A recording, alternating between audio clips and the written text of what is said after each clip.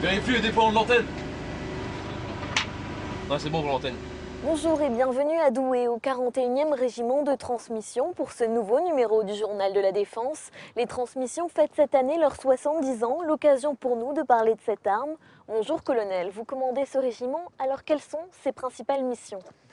Le 41 fait partie des 5 régiments de transmission, de la brigade de transmission et d'appui au commandement au sein des forces terrestres. Le régiment a pour mission de déployer en opération des détachements de la valeur d'un sous-groupement tactique de transmission, environ 100 personnels, jusqu'à un groupement tactique de transmission de plus de 500 personnels. Alors on entend souvent parler des SIC, des systèmes d'information et de communication. Qu'est-ce que cela englobe ? D'une part, les systèmes d'informatique déployés sur le terrain au profit d'état-major opérationnel et d'autre part, les systèmes de télécommunication militaire chargés de raccorder les différents postes de commandement en opération à base de liaisons radio, de faisceaux hertziens et satellitaires. Merci colonel.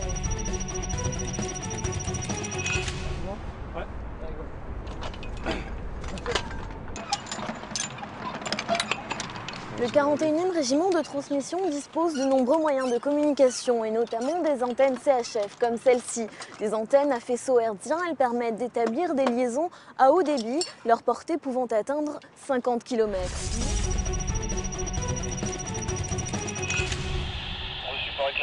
Ici Golf Unité, besoin de 100 litres de carburant. Toujours à Douai, nous sommes devant un VAB ML, un véhicule de l'avant blindé moyen léger doté d'une station satellitaire. Alors bonjour sergent, Bonjour. Pouvez-vous nous expliquer comment fonctionne cet appareil ?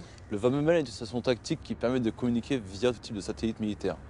Nous avons comme exemple en Afghanistan, il est déployé en Kapisa, qui permet de relier les hommes sur le terrain au PC de Kaboul. Merci pour ces explications. Sur les théâtres d'opération, comme actuellement en Afghanistan, les transmetteurs déploient des AMPC, des abris modulaires de postes de commandement identiques à celui-ci, des structures à l'intérieur desquelles les militaires peuvent utiliser différents moyens de communication, informatique, téléphonie. Communiquer, c'est essentiel, y compris sur les navires.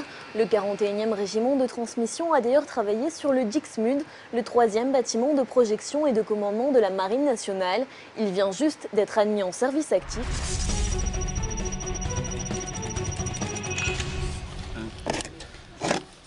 Maintenant.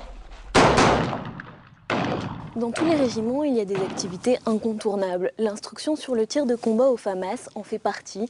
Et c'est sur ces images que s'achève ce journal de la Défense. Merci au 41e régiment de transmission de nous avoir accueillis. Rendez-vous le mois prochain sur LCP.